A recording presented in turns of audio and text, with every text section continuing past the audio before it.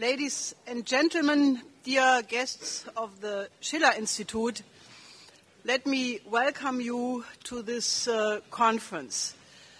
Well, obviously, it is a rare event that a conference of this scope and international attendance is called on such a short notice. As a matter of fact, the preparation for this conference only took place for weeks. But the reason is that the international situation, especially in the Middle East, and the possible dangers coming from that region for the rest of the world, made it necessary to have such an emergency conference. Now, all of you know that the situation in Southwest Asia, or the Greater Middle East, right now is a complete and total powder keg. As a matter of fact, one can compare it to the situation of the Balkans before World War I.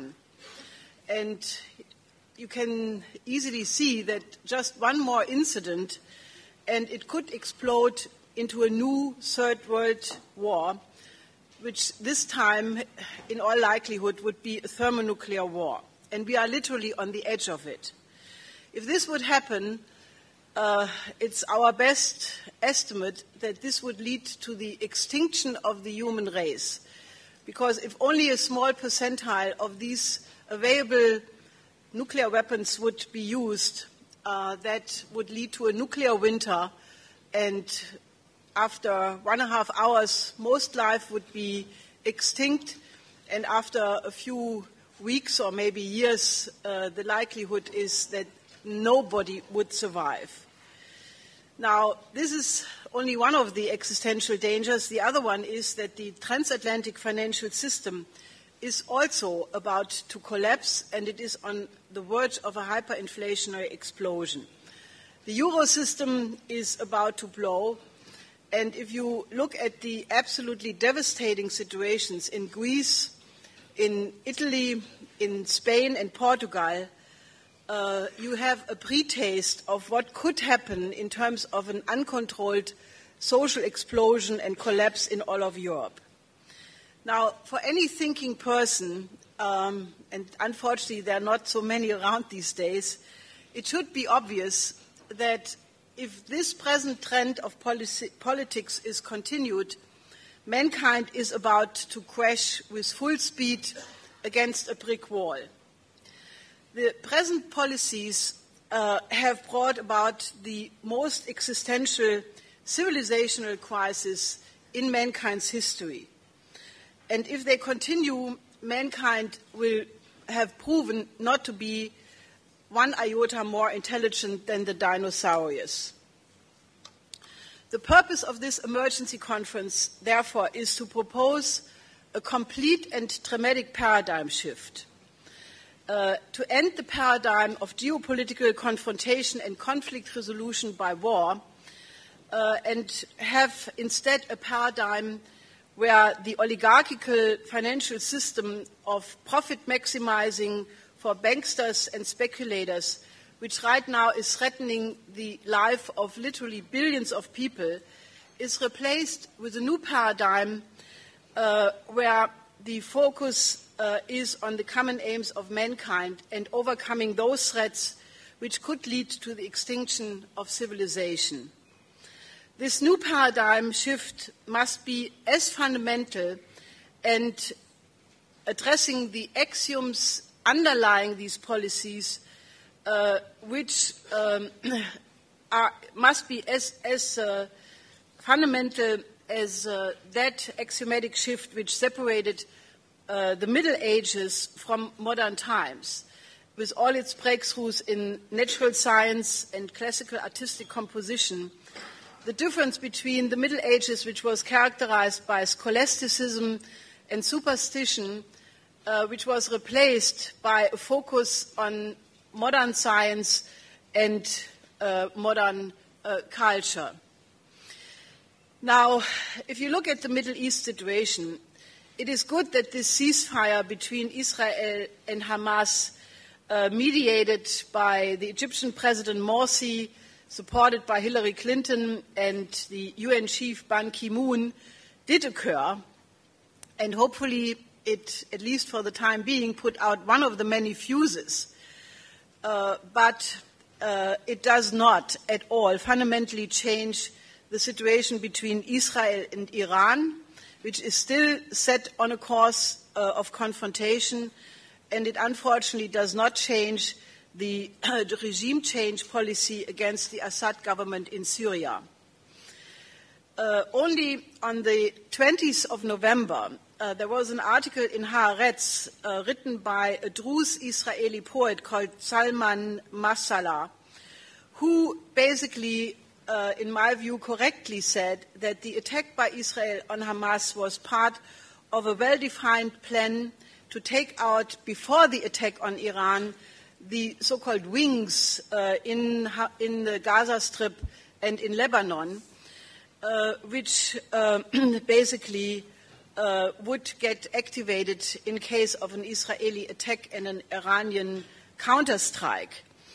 And this attack on Iran is still scheduled to occur if things remain as they are, because one should not forget that only very recently at the UN General Assembly, Prime Minister Netanyahu presented this very strange sketch of a nuclear bomb with red lines, and this was basically supposed to happen. This red line was supposed to be crossed in 6 months. So 2 months of these 6 months have passed already, and Netanyahu also made a speech in the Knesset in March, where he said, literally, and this is quoted by this Haaretz article, sooner or later, Iran's forward positions in Gaza must be eliminated. Now, just to say this as a clarification, and we will have the opportunity to hear from His Excellency, the Ambassador of Iran, his views on the matter, but according to our best knowledge, and this is the estimate of the National Intelligence Estimate. This is the umbrella organization of intelligence organizations of the United States, as well as the German BND, basically said that there is no evidence whatsoever that Iran has resumed its nuclear weapons program, which it discontinued in 2003, but that naturally, given the volatility of the whole situation, Iran is pursuing very actively a policy to be nuclear capable, so that if some attack occurs, which also is the general estimate, would not eliminate the nuclear program of Iran entirely, that then it could proceed very quickly to develop a nuclear bomb. But that is a big difference to having an active nuclear weapons program right now.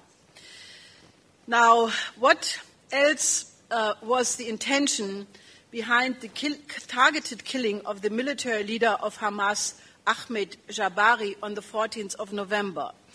This had set an escalation into motion, leading to a boiling rage of many people in the Arab world, and hopefully by the ceasefire this has been calmed down a little bit.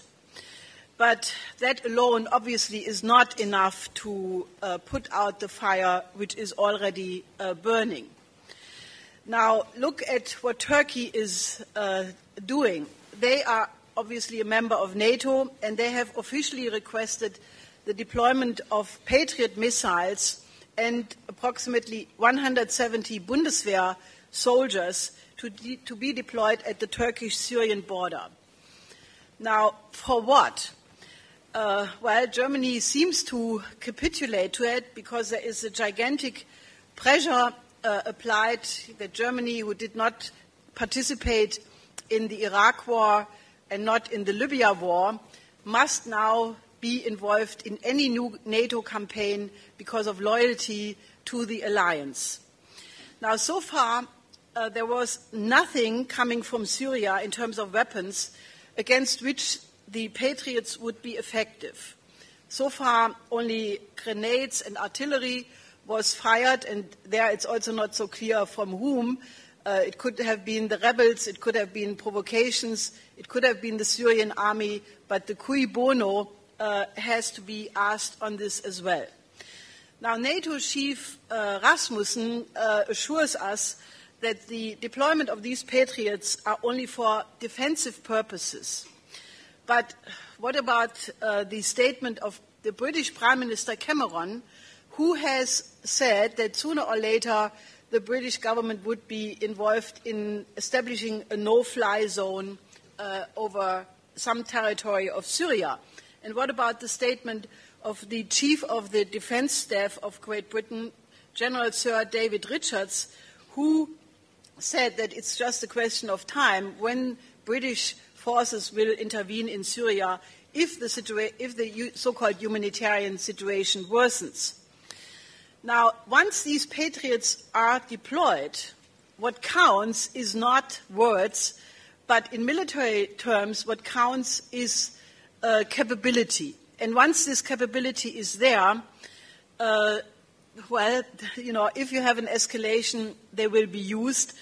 And the Patriots do represent the capability to participate in the enforcement of a no-fly zone over parts of Syria. And that is absolutely unacceptable for Russia and for China. And that is why the Russian government immediately after this announcement of the Patriots deployment basically warned that this leads to a very dangerous destabilization of an already extremely unstable region. As a matter of fact, if this happens, we are on the course of a third thermonuclear war. And I don't know what causes this German government and some of the opposition parties to follow this insane policy, because it will lead to the destruction of Germany. Germany is in this alliance and therefore a target of everything which will happen. And I want to really appeal to all of you to help us to make that an issue, because the thing which is really extremely upsetting is that civilization is on the verge of World War III, and there is no debate about it. If you remember, 50 years ago, at the Cuban Missile Crisis, there was extensive discussion what would be the consequence. President Kennedy at that time warned that the people who are dying in the first minutes would be better off than those who die weeks later. When there was a middle-range missile crisis at the beginning of the 80s, there were hundreds of thousands of people in the street, and now we are in a much worse situation, and neither the media nor the politicians have anything to say. The general population doesn't know that we are on the edge of extinction. Now, the question is, how could the world come to this point? When the Soviet Union disintegrated between 1989 and 91, there was the historical chance to create a peace order for the 21st century, because there was no more an enemy. It would have been possible to completely reorganize the world and establish a development perspective. But unfortunately, at that point, in the United States, the neocons emerged in the old Bush Senior administration, and they decided, together with the British, Margaret Thatcher at that time, to run the world as an empire based on the Anglo-American special relationship. The first step was to turn Russia from a superpower into a third world raw material producing country during the Yeltsin period. This was done with the help of the shock therapy, privatization. The Russian industrial potential collapsed from 91 to 94 to only 30% of its previous level. At the same time, the policy of regime change was established against any country which would not submit itself to this idea of an empire. This led to the Second Gulf War, which started on the 2nd August 1990, which supposedly was an attack by Iraq on Kuwait, but you remember the treacherous words by U.S. Ambassador April Gillespie, who encouraged that and therefore contributed to this war. This drive was then interrupted for 8 years of the Clinton administration, in which, among other things, the Oslo Accord occurred. But then, in the background, the neocons all the time continued with this policy. In 1996, there was written a policy document by a study group led by Richard Perle for Prime Minister Netanyahu, which was called Clean Break. And this was a complete rejection of the Oslo Agreement, which demanded a comprehensive peace with the entire Arab world. And it suggested that Israel should work instead with Jordan and Turkey to, quote, contain, destabilize, and roll back the governments of the neighbor countries of Iraq, Syria, Iran, and Lebanon. Then from February 1998 on, the Blair government in league with Netanyahu was putting pressure on President Clinton for a regime change in Baghdad, which supposedly had weapons of mass destruction. President Clinton initially rejected that, but then when he was under the impeachment threat because of the Monica Lewinsky affair, he basically authorized the Operation Desert Fox in December 1998.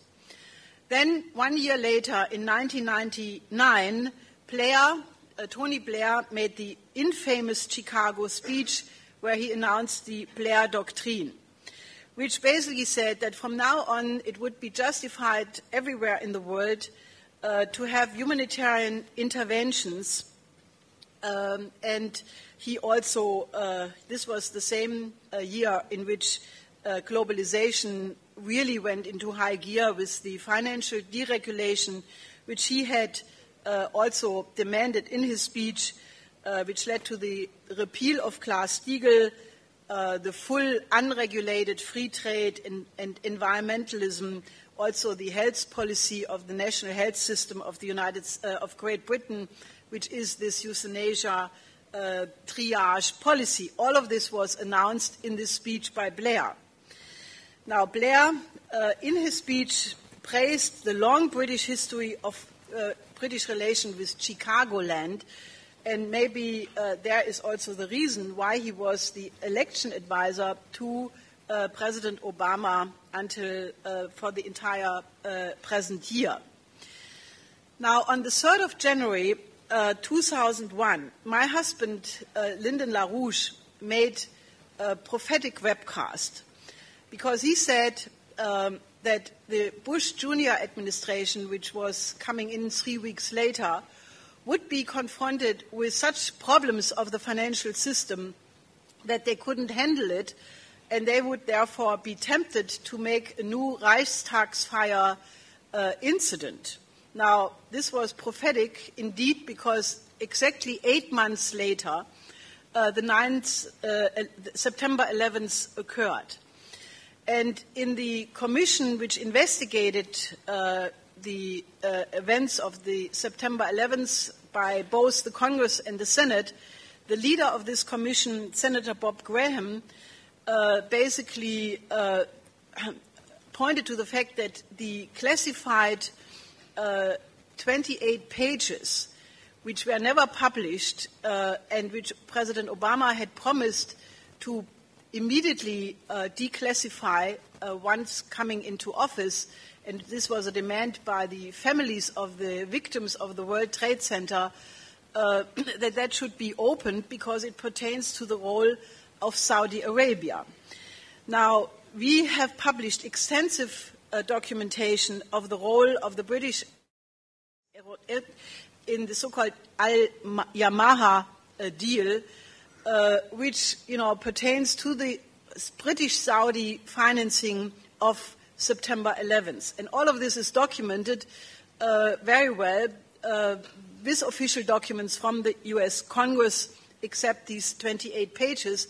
But Senator Graham gave an interview to the Huffington Post on September 11th this year, where he demanded that and explicitly talked about the role of Saudi Arabia. Now, then the third Gulf War occurred on the 20th, or started on the 20th of March 2003. This had no UN mandate. It was done by the coalition of the willing. Now, this was all based on a memorandum by MI5, which basically said that Iraq would have weapons of mass destruction, they would have the ability to reach each major city in 45 minutes around the world, that Saddam Hussein would have relations with Al-Qaeda. You remember the yellow cake story of supposed nuclear material from Niger. And Colin Powell, the then U.S. Foreign Secretary of State, used this memorandum to justify in a speech in the United Nations the attack on Iraq. And it turned out it was all a lie, and Colin Powell is on record of having said that this speech was the biggest mistake of his life. Now, then you had in the fall last year the so-called humanitarian intervention against Libya. And at that point, the Obama administration was in full gear to continue the regime change, and it would have already continued against Syria, against Iran, but really against Russia and China, but for the international mobilization Mr. LaRouche initiated, which the Schiller Institute did worldwide, and, very importantly, for the U.S. Joint Chief of Staff General Dempsey, who intervened again and again. You know, when Susan Rice, for example, said now all options are on the table, then he would intervene and say, no, Iran has a rational government and we can negotiate, or he warned against military intervention against Syria. And the reason is very simple, that the US military knows fully well what an outbreak of war would be. And you can judge it yourself and compare the reasonable statements by the US military and the bellicose statements by the administration. Now, at the recent conference of the National Council of US-Arab Relations, the former US Ambassador Chas Freeman gave a devastating account of this policy. As a matter of fact, he sent his speech to this conference, and probably we can read a short excerpt of it, because from a strictly inner American point of view, he points to the complete failure of this policy and that it did not serve American interest, but the contrary, that the Iraq war was not a cakewalk, which would pay for itself, which was the line before it happened, but it killed 6,000 US soldiers, wounded more than 100,000. I'm not even talking about the Iraqis. It cost $3.4 trillion US, and now it has not a pro-American government, but a government which is more leaning towards Iran, and where you have the danger of a Shiite Sunni confrontation. Now, the US influence in the region is not enhanced, and Chas Freeman also makes the point that it has not demonstrated the power of the United States, but the limitation of US ability to accomplish its aim. Now, if the aim was, he says, to demonstrate the US rule of law and the superiority of US liberties, well, unfortunately, the world has experienced Abu Ghraib, the denial of the Geneva Convention protection for its enemies, and it leaves the United States morally diminished. Afghanistan, after 11 years, has killed 2,000 US soldiers, has wounded 16,000, and all which is left now is a more or less shameful exit, because the people who are being trained to take over security are now turning around and killing those who are training them. The Arab Spring, at best, was not an Arab Spring, but a Salafist awakening. The drone war has killed 5,000 people without legal process, without accusation, without recourse to courts. And Al-Qaeda is not finished, despite the rather bestial perpetration of the killing in front of running video cameras. But Al-Qaeda is strengthened and has spread to Pakistan, Yemen, North Africa, the Sahel zone, and other places in Europe and Asia. So the US influence has not been strengthened but weakened. And what is left is mere military power as such. the United States, unfortunately, has, as of now, completely taken over this Blair doctrine, and it's called right to protect. The Obama administration has instituted something called the Atrocity Prevention Board, which draws up lists of countries in which humanitarian violations occur and which are scheduled for intervention. Now, then you have to take, in addition, into the picture that the NATO and US missile defense system, which is being built in Eastern Europe and some of the Mediterranean, is regarded by Russia as an encirclement, together with the Eastern expansion. And General Makarov, or the former Chief of Staff, General Makarov, said Russia cannot accept that because it does destroy the Russian nuclear second strike capability and therefore destroys the strategic balance. Now, China has reacted in a similar way to the new alliances which the United States has formed in the Pacific.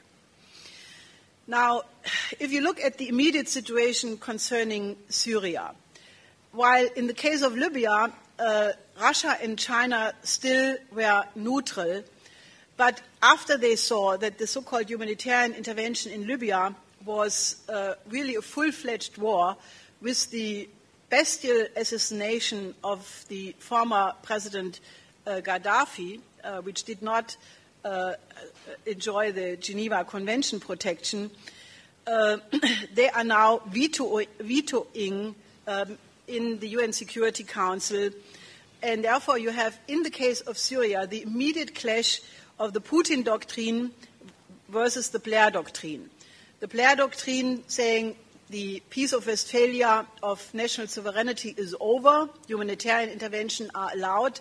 The Putin doctrine, which he deliberately sent to all the governments when he came back as president this year, says that Russia absolutely upholds the UN Charter, which guarantees the national sovereignty of every country.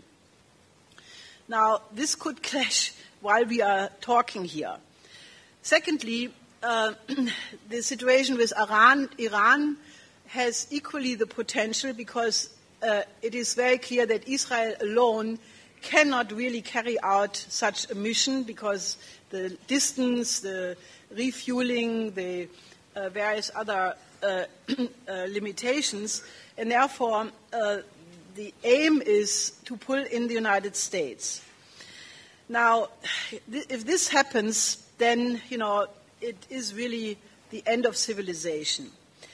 Now, the whole problem is aggravated by the fact that we are right now seeing the collapse of the transatlantic financial system, which is the end result of the same imperial policy caused by the repeal of Glass-Steagall and the full deregulation of the financial markets. Now, the absolute desperation of the people in Greece, in Spain, in Portugal, and also Italy, which is not so much reported, but the suicide rate in all of these countries has tripled, quadrupled. People are just completely desperate, and this gives you a pre-taste for what could come. I'm in contact, and the Schiller Institute in general, we are in contact with many economists who privately tell you that, what these governments with their EU austerity policy and bailouts are doing is completely irresponsible because it could come to a sudden collapse of the banking system with uncalculable social consequences. And it is quite telling that both the EU and Great Britain and also the Swiss government all have made contingency plans for the collapse of the euro and the total collapse of the international financial system. Now, the question, therefore, is, if you look at these two mortal dangers, the danger of thermonuclear war and the danger of a financial collapse, the question is, when we are in mortal danger of extinction as a human species, do we have the moral fiber and the intellect to change the paradigm in time? Or will we prove not more intelligent than the dinosaurs? What we need to do is to induce a complete new perspective into the international discussion and propose a solution on the level of reason on a higher plateau than all the different historical, ethnic, religious conflicts represent. Something everybody can recognize as more beneficial to themselves and future generations than the pursuit of the present supposed self-interest. We have to do exactly the opposite of the Blair Doctrine. We have to re-establish the principle of the Peace of Westphalia, which after all was only accomplished because 150 years of religious warfare and the 30-year war on top of that had destroyed large parts of Europe up to a point where it was clear that the continuation of the war would leave nobody to enjoy the outcome. And that was the condition under which the people of the Peace of Westphalia were sitting down for 4 years and developed this accord, which became the basis of international law and the UN Charter. Now, let's recall the first principle of this Peace of Westphalia. For the sake of peace, it says, all crimes committed by one or the other party must be forgiven and forgotten. Now, if that is not applied, there will be never peace. The second principle, for the sake of peace, all policy from now on must be in the interest of the other. Well, that is the foundation on which peace can function. And thirdly, not in the document as such, but as a consequence in the aftermath, it was the formulation of the importance of the sovereign nation state and the role of that state in the reconstruction of what was destroyed by the war on a more advanced level than it existed before. And that was then what led to the beginning of physical economy in the form of cameralism. Now, what we propose concretely is an economic development plan for the entire region of Southwest Asia, the greater Near and Middle East, and I want you to imagine the entire region, maybe we can have this slide of the region, of the Caucasus, Central Asia, Afghanistan, Iran, the Gulf state. No, that's not the right one. I want the Eurasian land bridge for the region of the Middle East. The Gulf states, the Arabian Peninsula, that's almost it. Israel, Palestine, the National Authority of Palestine, Jordan, Lebanon, Syria, Turkey, and Iraq as one space, as one integrated space. So rather than this area becoming the cockpit of a thermonuclear destruction of the planet, we should make it one of the most prosperous and well-developed regions of the world. Now the desert, please. Now if you look at it, you see an enormous area of desert, which starts really at from the Atlantic coast of northern Africa, and it stretches all the way through the Arabian Peninsula into western China, and it encompasses a region of 13 million square kilometers. Now, just imagine now, I don't have pictures, but you have seen it many times in the television, the bombed out cities of Gaza, of Baghdad, of large parts of Syria. And, well, you see a region which is completely devastated, where the average income of many people is $800, but not per month, but per year. And this is the reason why, it is not easy to have peace, because if you have that poverty and you see, what is going on, the recruitment of terrorism is not so difficult. But this picture has not to be the only vision, because this region not always looked like that. At the end of the last ice age, it was mostly covered by vegetation. Now, in your mind, if you condense the last 20,000 years since the last ice age into a 5-minute computer animation, you can see how the desert expanded. And the desert is still expanding. 5 years ago, the United Nations was warning that if the desert expansion would not be reversed, soon it could lead to the displacement of 50 million people or more. But there was also a period where this region of the world was almost the high point of the entire globe. This was the period of the Silk Road, the period where in this region you had the largest exchange of goods and cultures, flourishing of trade, urbanization, architecture. Please, the pictures of Baghdad. Here you have the Baghdad during the time of the Abbasid dynasty. This is an artist drawing. Was the most developed city in the world. You had more literate people, you had more books, more libraries, and it was, continue, next picture.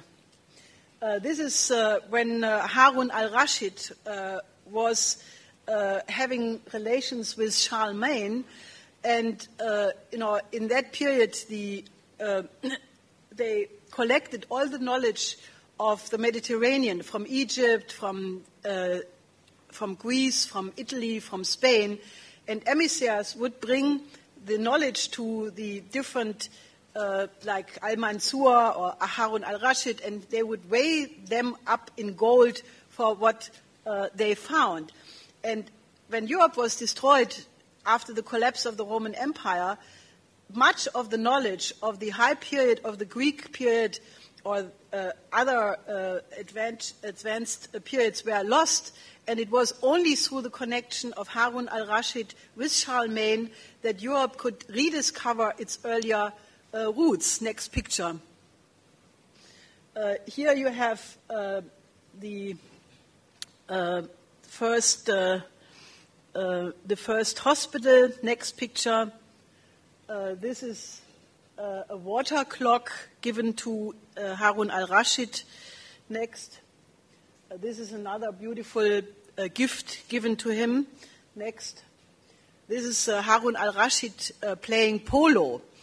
Now, I find this very amusing because, it just shows you they had leisure to do these things. Next. This is the House of Wisdom in Baghdad. Next. This is also a school and pupils. Next.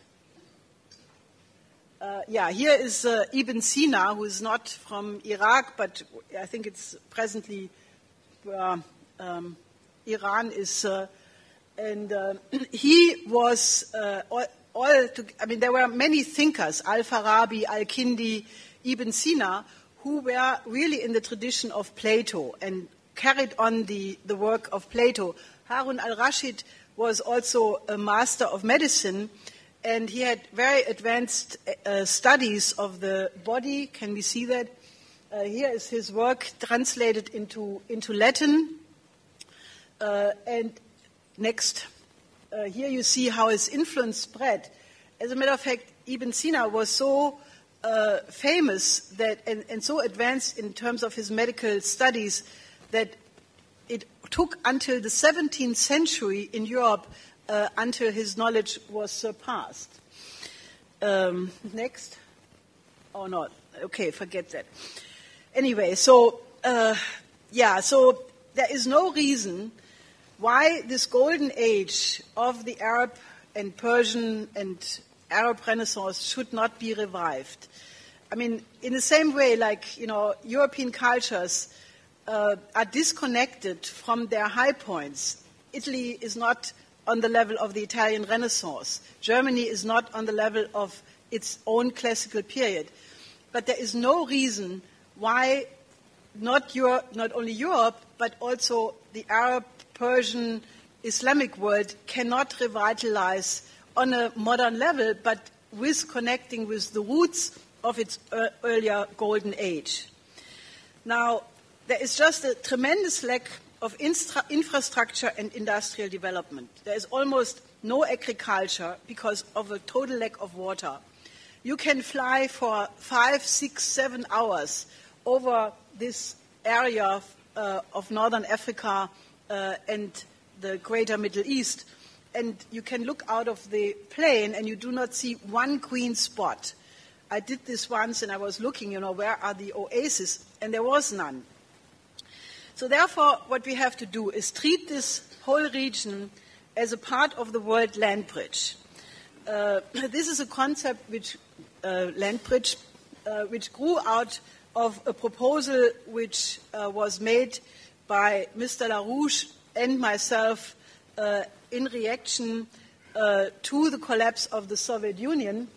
And this was our first proposal, which we presented in 1991, which was the idea to connect the population and industry centers of Europe with those of Asia through so-called development corridors. And we used, after studying it in depth, the existing lines of the Siberian Railroad and the old Silk Road, because they, for geographical reasons, were just the optimal locations. And, we proposed to have intensive cooperation of all the countries of the Eurasian land bridge. This was our idea of a peace order for the 21st century. Now, in the beginning, and we had literally hundreds of seminars and conferences about it, people said, yeah, this would be a nice idea, but it's utopian, who should finance it? But it grew into the World Land Bridge. Next slide. Which is right now developing, and it is being realized into,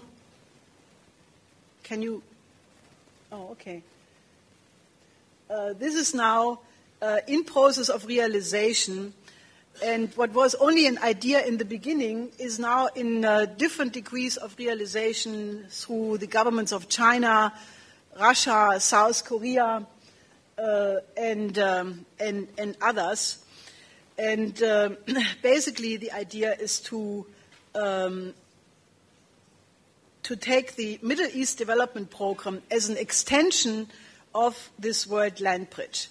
Because what I'm saying here, and what will be developed further, also later by Hussein Askari, can only work if we can convince the governments of Russia, China, India, Iran, hopefully some European nations, and hopefully the United States, which abandons the policy of Anglo-American special relationships and returns to the policy of John Quincy Adams of a perfect alliance of sovereign countries, and then it can be realized.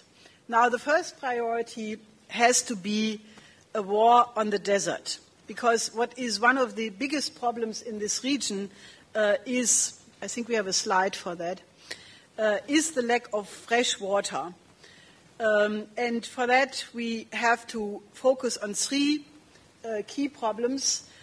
One is the diversion of the Arctic Central Asian water flows, but also such projects like the Turkish GAP project, the peace pipeline of Turkey, which was never realized.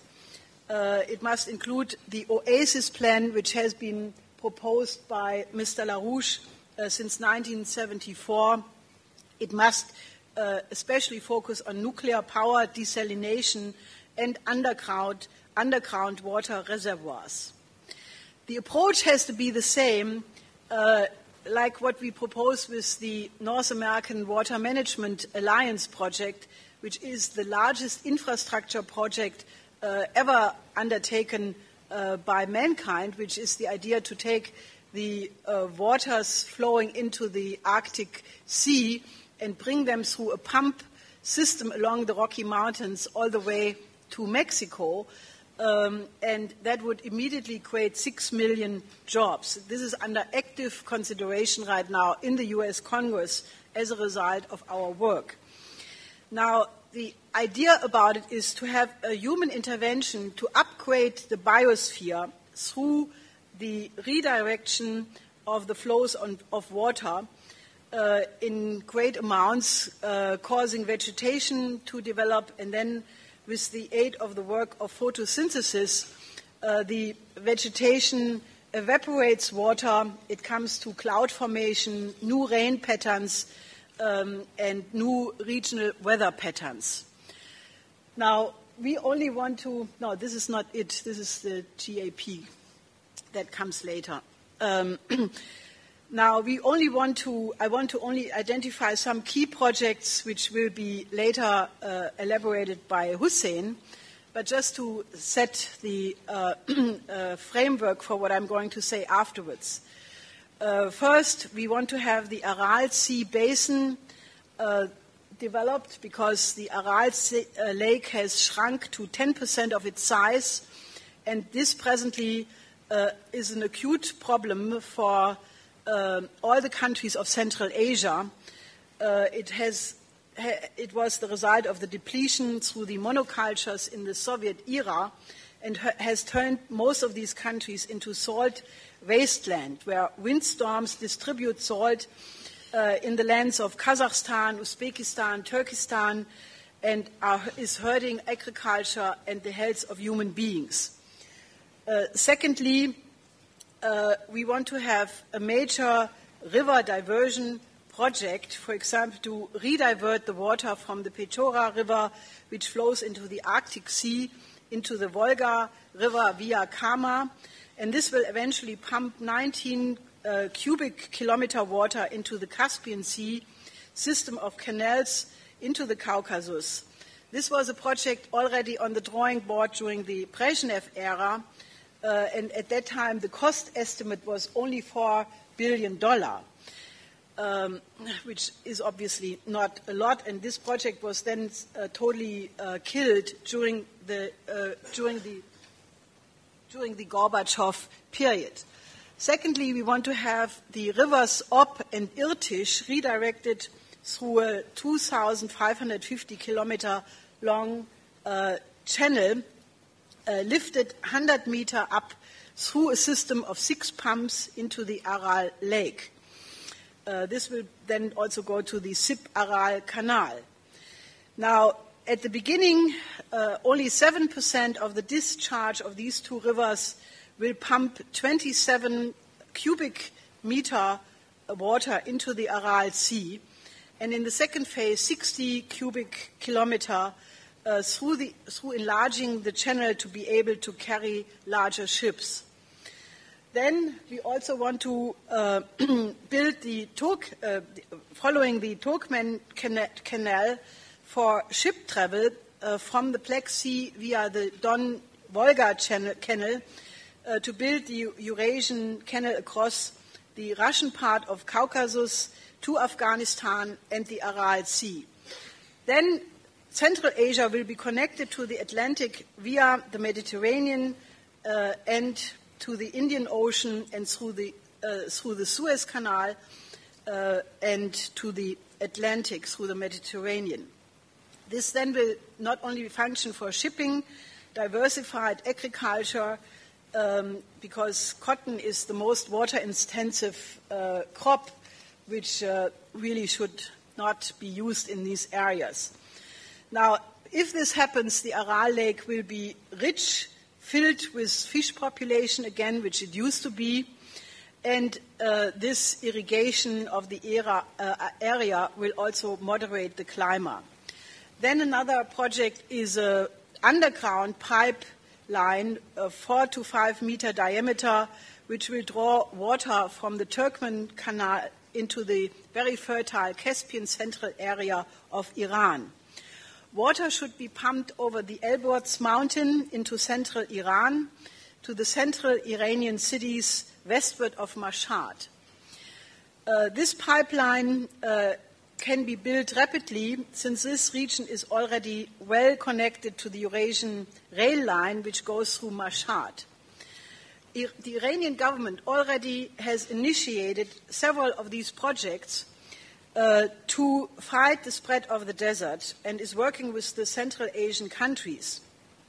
The Iranian government wants to build waterways for ships between the Caspian Sea and the Persian Gulf, and there are other well-defined projects, some underway, some in the drawers, and some only in the minds of engineers. For example, there is this project called the Turkish GAP, which goes through southeastern Anatolia, and this is modeled on the Tennessee Valley Authority project. It started 22 years ago, and eventually will have 22 dams for electricity, water management, irrigation, and flood control. It will be in the southeast of Turkey, and it will include 10% of the land area between the Euphrates-Tigris basin and the southeastern plains.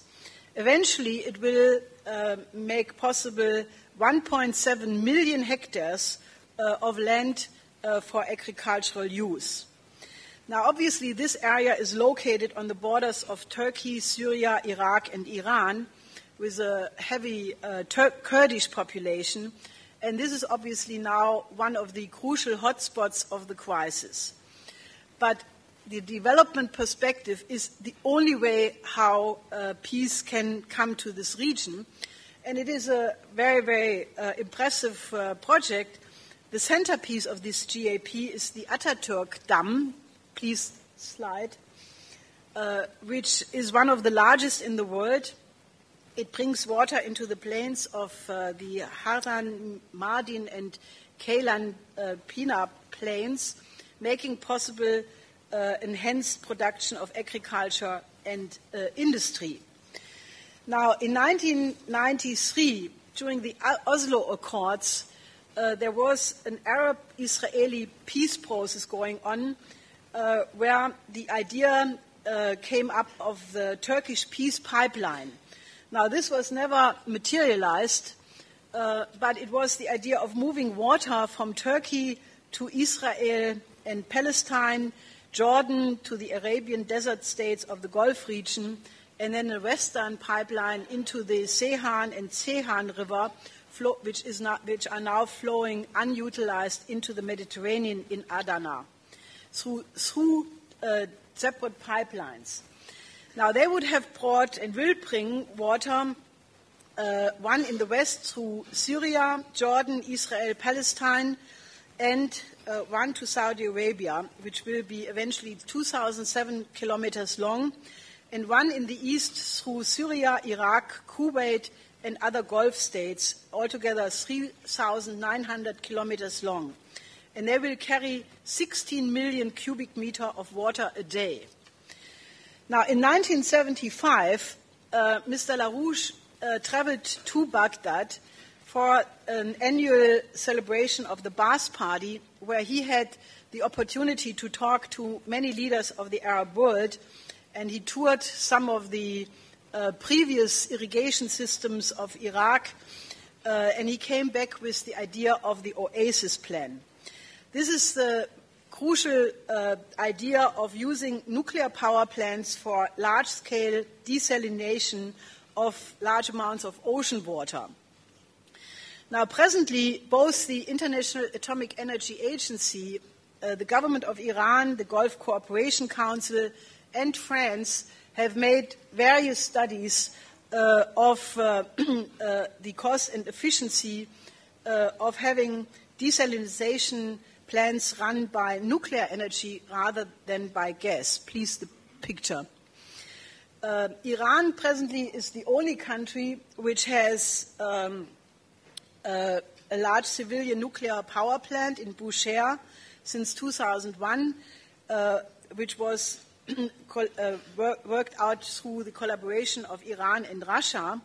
The original design by Siemens from the early 70s also had the idea of large-scale water desalination plants, which are not yet included. and Iran is planning several new nuclear reactors, including desalination of seawater.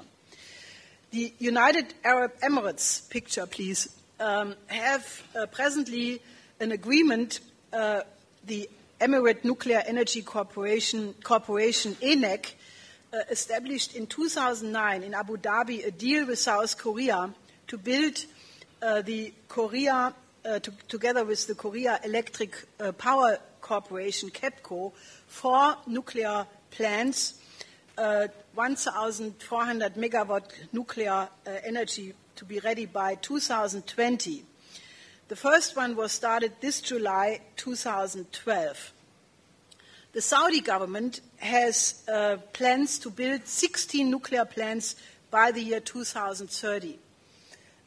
Move on. The United Arab Emirates South Korea Corporation includes the training of Emirati engineers in South Korea.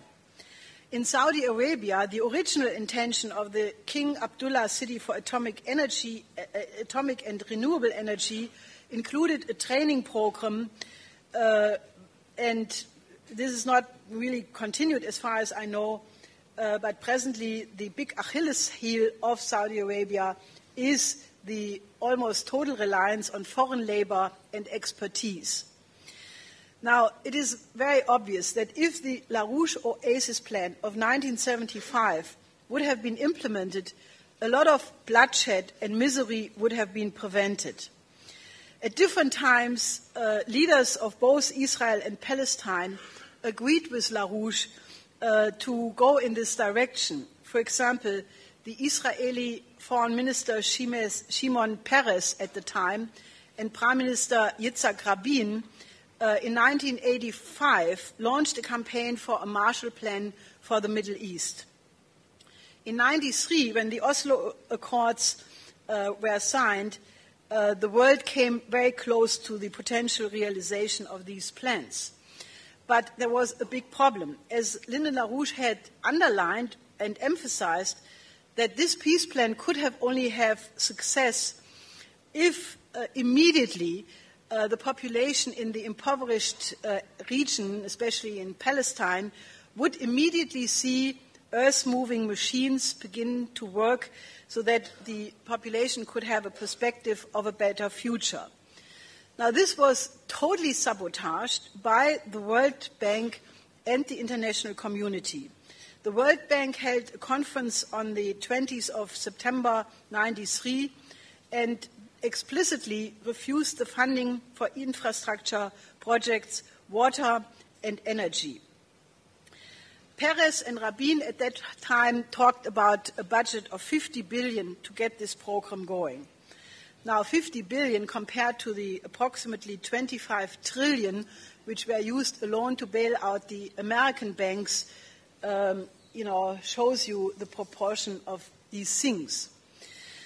Now, what we have to do is we have to have the extension of the World Land Bridge into this region, and it must go together with other crucial infrastructure projects such as greening the desert through water management and building of transport lines. The Gulf Cooperation Council states are already building internal railway networks, which are supposed to be finalized by 2017. And there are studies to connect Saudi Arabia to Egypt through the South Aqaba Gulf, through Sinai. And this was underway for years, but only interrupted by the crisis.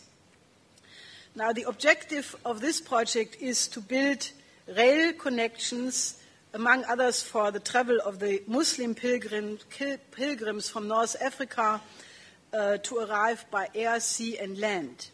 Another project is the Bab el-Mandab Strait Bridge between Yemen and Djibouti. Can we have that picture? This was done by a Danish firm, COVI, and it basically collapsed with the collapse of the Dubai real estate bubble, but it could be the most important land connection between Asia and sub-Sahara Africa.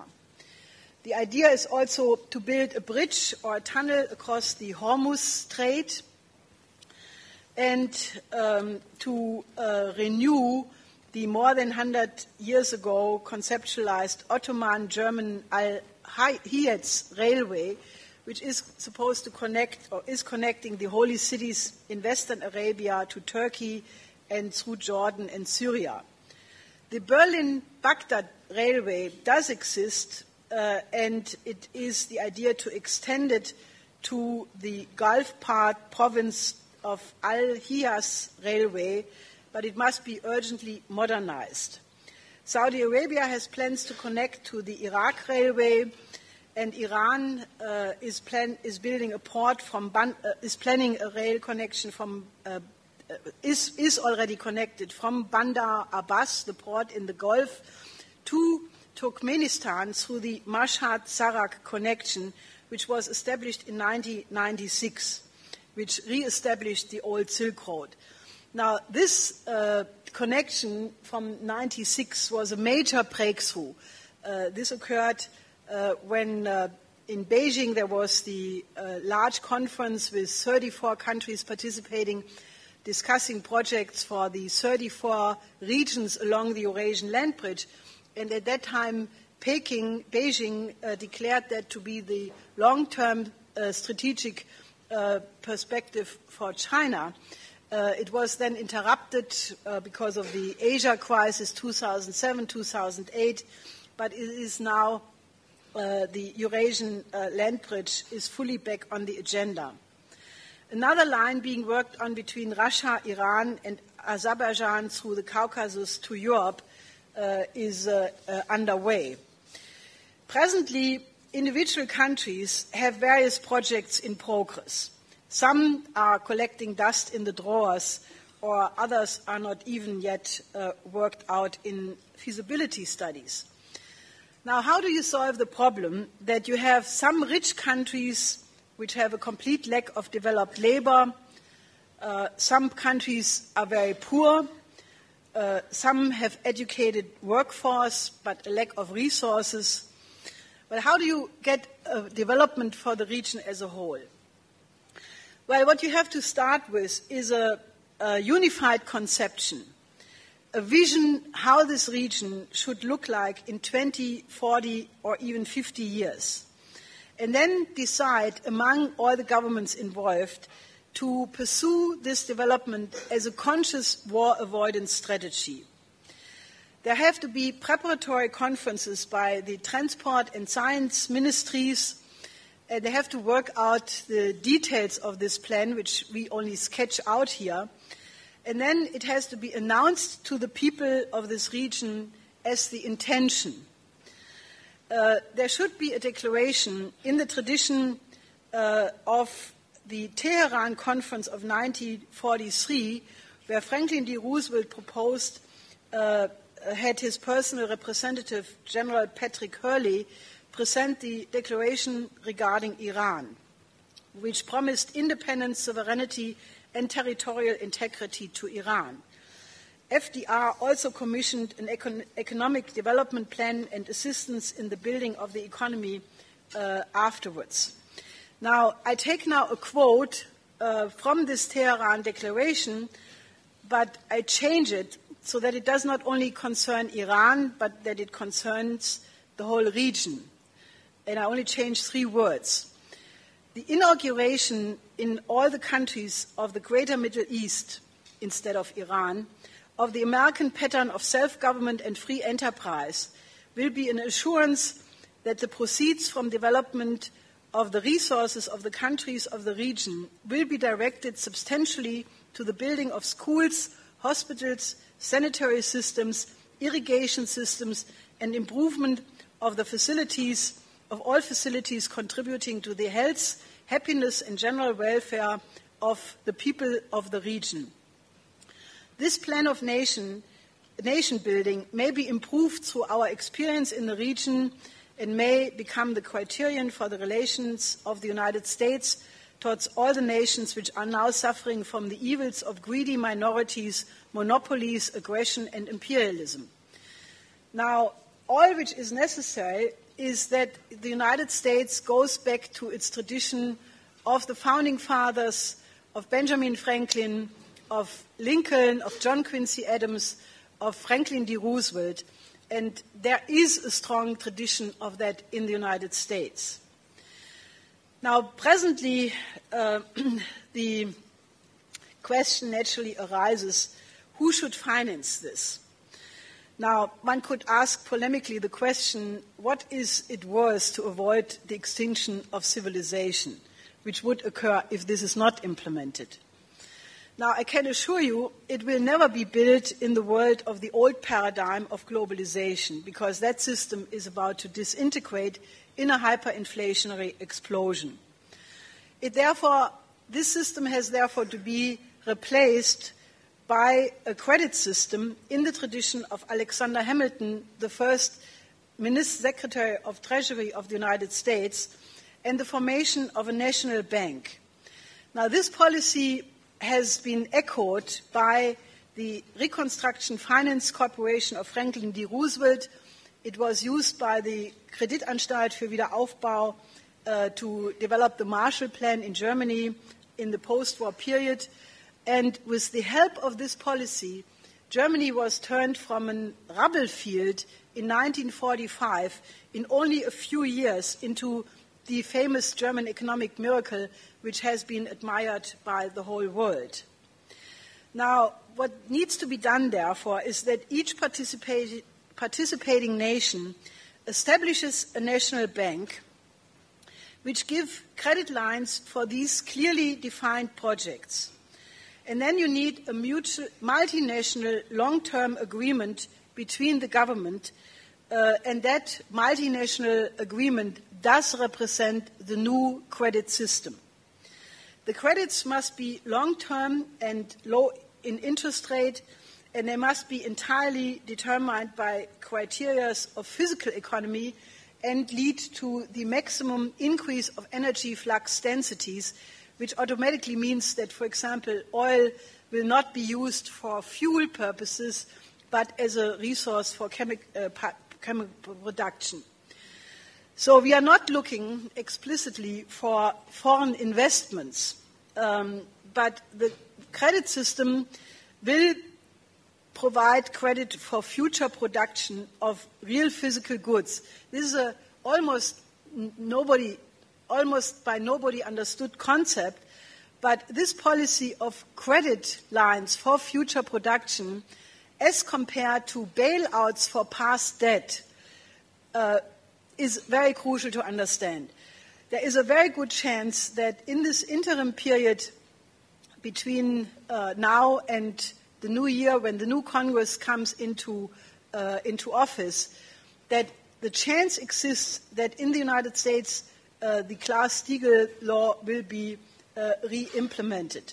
There is presently a motion in the whole country, not only in the U.S., but in the U.S. Congress, in the Senate, but also among many regional savings banks.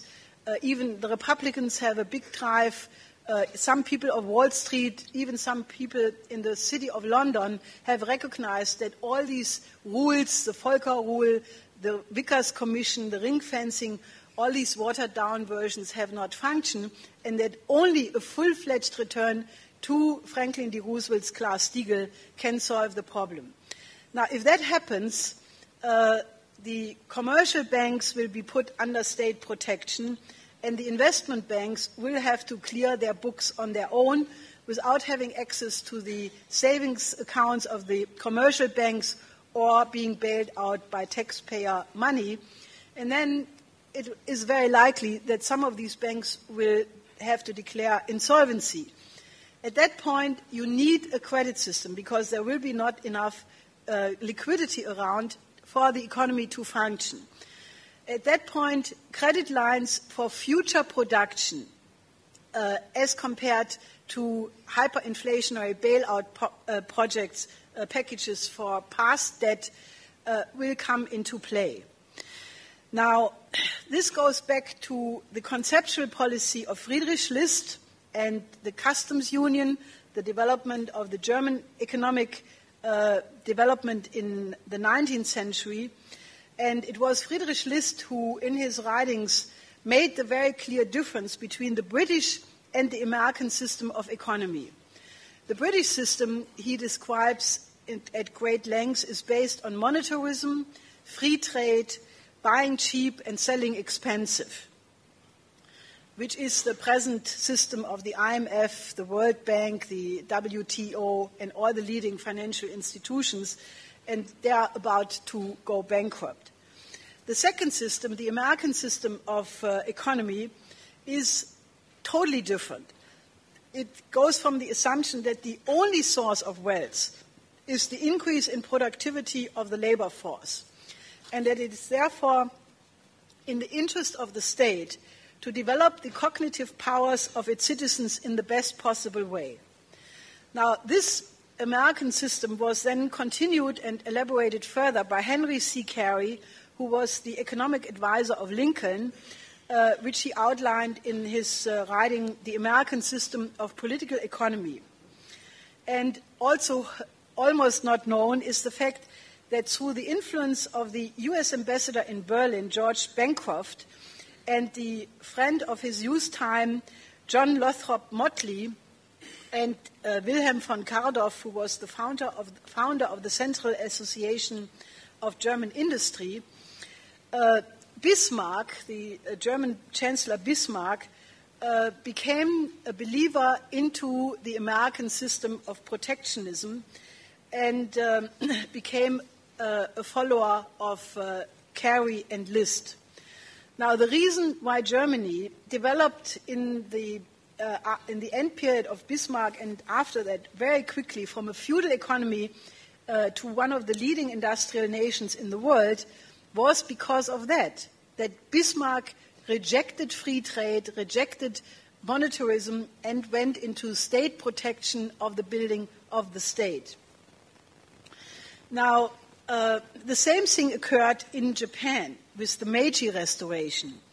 Now, Japan was isolated for many centuries after it had kicked out some Jesuit and other monks and was completely cut off from the rest of the world. But then, in the middle of the 19th century, some economists traveled to Germany and to Holland, and they got acquainted with the writings of Friedrich List and Henry C. Carey, and they implemented it in the Meiji Restoration. And in a few years, also Japan became one of the leading nations of the world. Also, the industrialization of Russia under Count Witte, who was a avowed follower of Friedrich List, occurred exactly in the same way. Now, obviously, this is what I'm saying now is totally going against the present policies, and it goes totally against the so-called project of the 80s, which were launched actually in 1975 by the Council of Foreign Relations and the Trilateral Commission, who had a project which was called the Controlled Disintegration of the World Economy. They worked on about 22 studies, which were all published by McGraw-Hill, and the basic thesis was to never allow the Japan model again. At that time, they said one has to prevent socialism to merge with mercantilism, which was the key and code word for industrialization of third world countries. The problem is, if we don't stop this kind of colonial thinking, we are not going to make it as a species. Therefore, what we have to do is to make a conscious jump in the evolution of mankind. Rather than squabbling over limited resources and pursuing supposed geopolitical interest, we have to, at this grave hour in history, define the common aims of mankind. Now, when the Middle East is one area where this paradigm shift has to occur, the second large area is other threats which are threatening the planet as a whole. You have the danger of thermonuclear weapons, the US-NATO missile defense system, which is regarded unacceptable by Russia, and that has to be approached in the way how the present Vice Minister President of Russia, Dmitry Rogozin, has formulated it with the strategic defense of the earth. Now, LaRouche and a team of young scientists have worked out a conception which is in the tradition of the Strategic Defense Initiative, which my husband had proposed at the end of the 70s into the beginning of the 80s, which was a comprehensive proposal for the replacement of nuclear weapons through weapons based on new physical principles, which later became the SDI. As a matter of fact, President Reagan had announced it to be official American policy on the 23rd of March in 1983. It was rejected by the Russian government at that time with the argument it would bring more advantages to the West. And at that point, because Reagan had proposed 2 times American cooperation by the application of these new physical principles in the civilian economy, and therefore the argument of Russia at that time was not valid. But at that point, Mr. LaRouche had said if the Russian government sticks to the rejection, it will disintegrate in 5 years. Now, nobody believed it, but history has proven the Soviet Union did disappear as a result of this rejection. Now, this SDE proposal, LaRouche has now, with his team, developed into a strategic defense of the planet, not only from thermonuclear missiles, but also the growing danger of the impact of asteroids and comets, where presently mankind does not have yet a feasible technology to avoid that, but also early warning systems against earthquakes, extreme weathers, volcano eruptions, and so forth. Now, all of these are threats which are not specific to any one nation, but the survival of the entire species depends on our ability to either control or adapt to these processes. Now, earlier this year, 2 small asteroids flew by the Earth only 14,000 kilometer distance.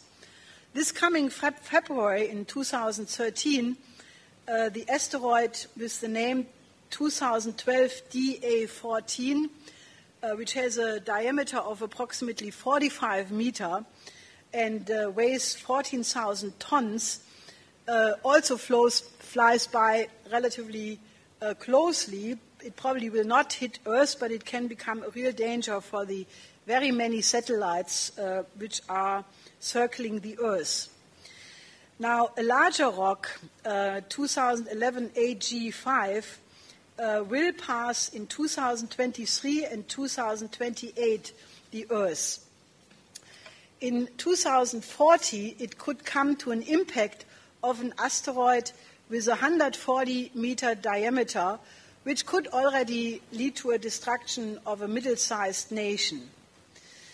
Now, the impact of an extremely large object of about 10-kilometer diameter created a 180-kilometer diameter crater in Chicxulub in the Yucatan province in Mexico. Now, it is a good hypothesis that this impact created the condition of the elimination of not only the dinosaurs, but about over 80% of all species. The most recent large impact occurred in Tunguska in Siberia in 1908. This was only an object of about 30 to 50 meters across, but it created a crater of the size larger than the New York City era, the enlarged era of New York City. And as I said, as of now, can we see the picture? Here you see the asteroid size as compared to the energy released and the effect of impact or comparable events. And you can see that already, with 10,000 kilometer, you have the complete extinction of the human species. Next. And, next. Yeah, and here you see that only a certain small amount of these asteroids is known. There are many asteroids where the location is not yet on the screen. Now, as of now, as I said, there is no method to protect the planet Earth, and it is obvious that these asteroids don't respect the Schengen Agreement or other border agreements.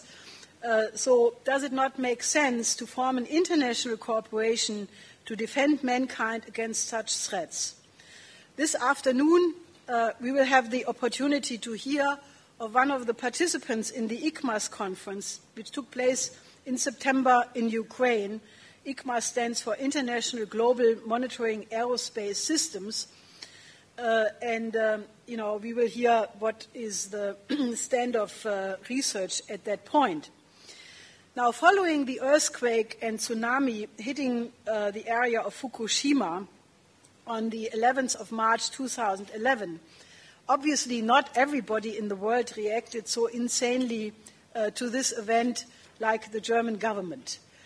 Rather than exiting from nuclear energy without adequate replacement and going in the utopia of the decarbonization of the world economy, which is the formulation used by the Potsdam Institute for Climate Research and Mr. Schellenhuber, the commander of the British Empire, as he proudly calls himself, a decarbonization of the world economy, meaning getting rid of not only nuclear but also gas, oil, and so forth, would only mean a carrying capacity of 1 billion people.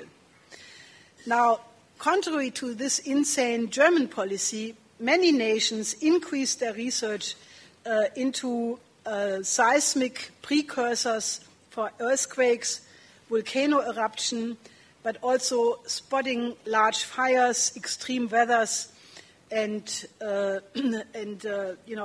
integrating the investigation into the interaction of different effects which occur before such earthquakes. For example, anomalies in gravitation, special effects in the ionosphere, exit of gases from the Earth's crust, changes in the temperature of this crust, instability of the rotation of the Earth, and other such geo-effective phenomena like the activities on the sun and so forth. Now, obviously, we need an integrated system of such early warning systems, and the next leap in evolution of mankind also requires, for that same reason, manned space travel. For the same reason, the rocket scientist Krafft Ericke, who participated in the Apollo program, what he called the extraterrestrial imperative. Now, he has this beautiful development showing how evolution, how the evolution occurred by life developing out of the oceans and conquered the land with the help of photosynthesis. And then when man appeared, the first settlements occurred at the coasts of the oceans and the mouths of the rivers. Then, with the help of the development of infrastructure, man started to build roads, canals, and conquered the interior of the land. Then, with the invention of railways, mankind was able to deeper penetrate the continents, a process which is still, we are still in the middle of, as we saw, concerning the lack of infrastructure in the greater Middle East. Now, Krafft Ericke had the conviction that the next necessary step for this evolution has to be the colonization of space, especially manned space travel. And in the beginning, in the so-called near abroad, Moon and Mars, but later in the future, beyond that. Now, with the landing of the Mars rover Curiosity, can you please show Curiosity? We have a fantastic preview of the future capability of mankind.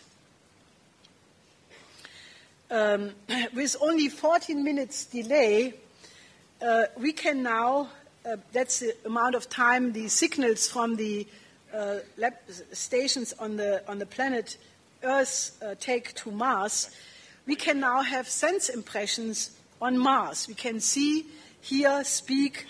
We can have experiments with laser. We can investigate properties of Mars. Expecting final cut shortly. Signal to us, you remain strong. Tango Delta nominal.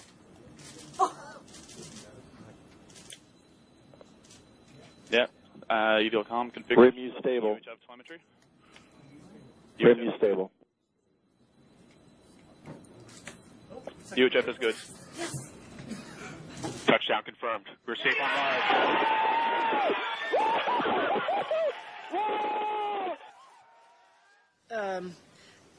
We can now see the experiments of this rover, and this gives us a tremendous reason for optimism. An optimism which did not exist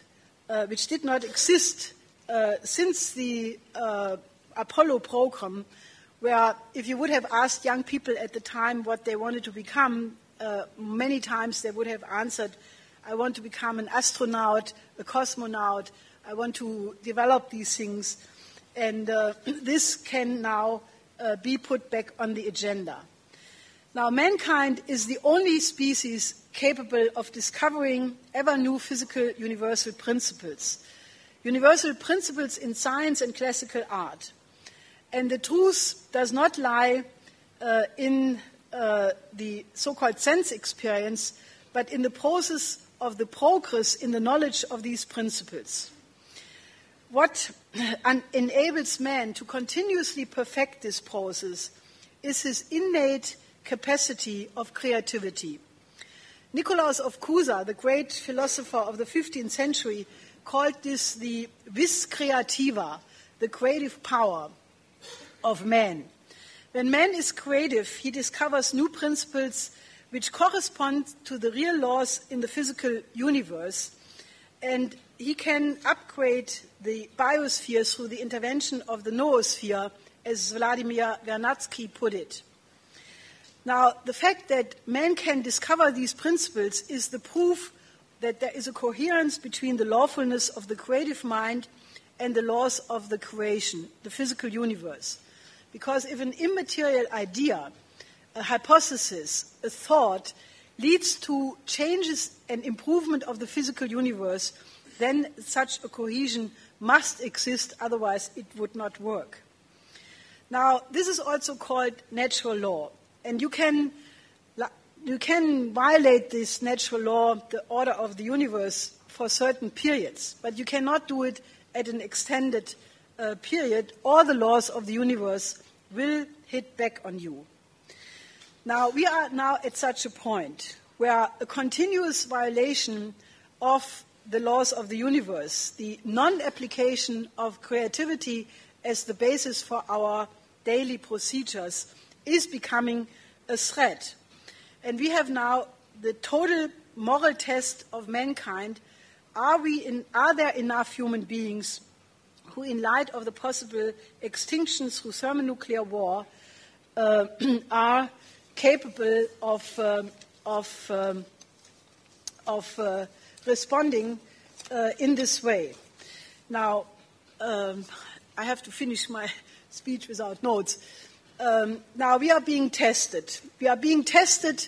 Do we have enough people who are working together for a plan which clearly shows a way out?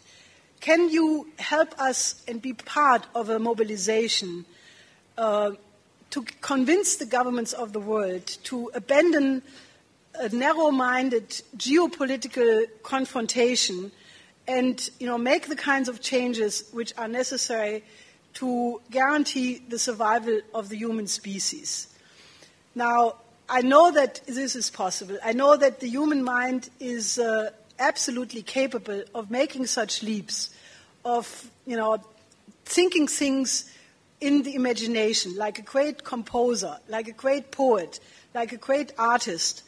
And I think that we need to have the collaboration of the wise people of the planet of the scientists, of the artists, for a common purpose and the common survival of civilization. Now, I don't want to belittle the danger, because the danger is absolutely gigantic.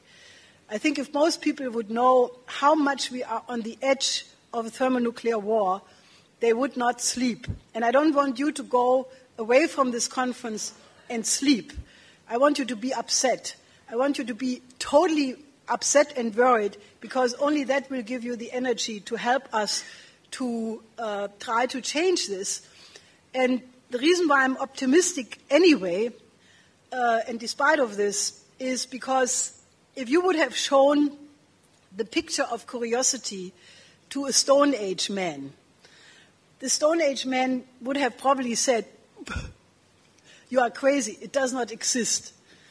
Well, this is only a couple of thousand years ago, and if we do these projects, what I laid out, to develop a level of reason in international politics, a plateau of cooperation among nations, then I think if you just think where mankind can be in 1,000 years from now, can we see the final picture? In 1,000 years from now, mankind can be more developed than the comparison with the Stone Age man today.